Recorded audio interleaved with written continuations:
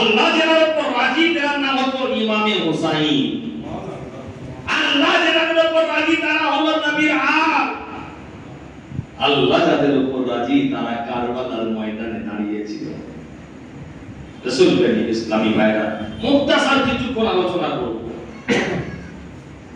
ধৈর্য কাকে বলে? আমরা একটু ধৈর্য ধরতে গিয়ে আমরা পেরেশান হয়ে যাই।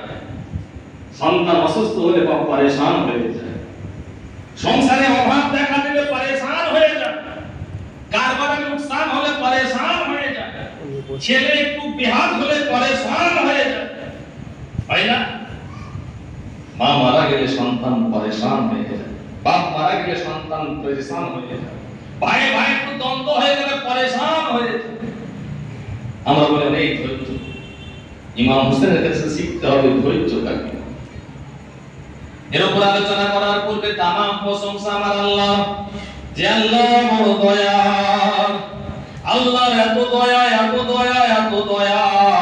1400 বছর পরে নবীকে আমরা কেউ চোখে দেখি নাই, সাহাবীদের কেউ চোখে দেখি নাই, শহীদদেরও কেউ আমরা চোখে দেখি নাই, কারবালার ময়দানকে চোখে দেখি নাই। তারপরেও আজকে 1400 বছর পরেও আমার আল্লাহ আমাদের উপর এত দয়া যে আমরা সেই নবীর যার উপর আল্লাহ রাজি, রাসূল রাজি, তার আলোচনা করার জন্য, তার মাহফিল করার জন্য আল্লাহ একত্রিত করেছে। বলা যাবে না আলহামদুলিল্লাহ।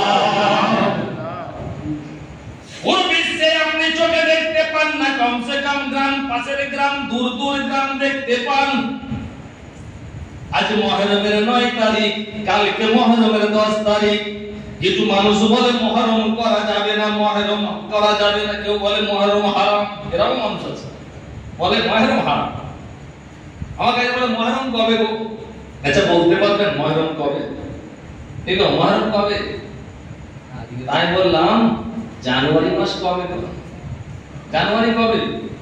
ফেব্রুয়ারি কবে? ডিসেম্বর কবে? বাকি আছে তো। মুহররমের 9 তারিখ। মুহররম একটা মাসের নাম, মুহররম একটা মাসের নাম। ইমাম হোসেন রাদিয়াল্লাহু তাআলা কারবালার জমিনে যাওয়ার আগে এই 10ই মুহররমেতে আমার নবী বলে, একটা নয় দুইটা করে রোজা রাখো, কারণ একটা রোজা ইহুদিরা রেখে থাকে, ইহুদিদের ডুপ্লিকেট করা যাবে না।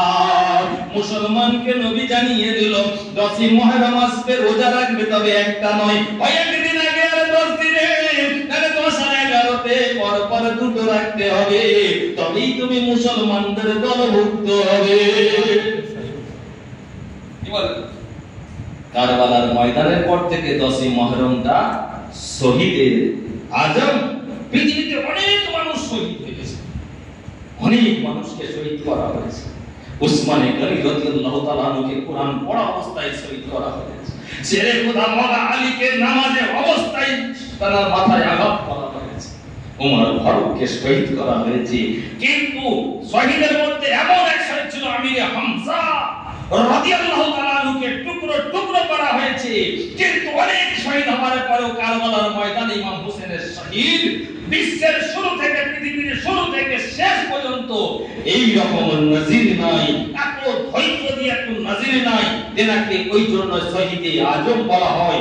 যত শহীদ হয়েছে এক একটা জামানার বড় বড় শহীদ, কিন্তু সব শহীদের থেকে উত্তম শহীদ হলো ইমামে হুসাইন। আমরা কিছুক্ষণ আলোচনা করব।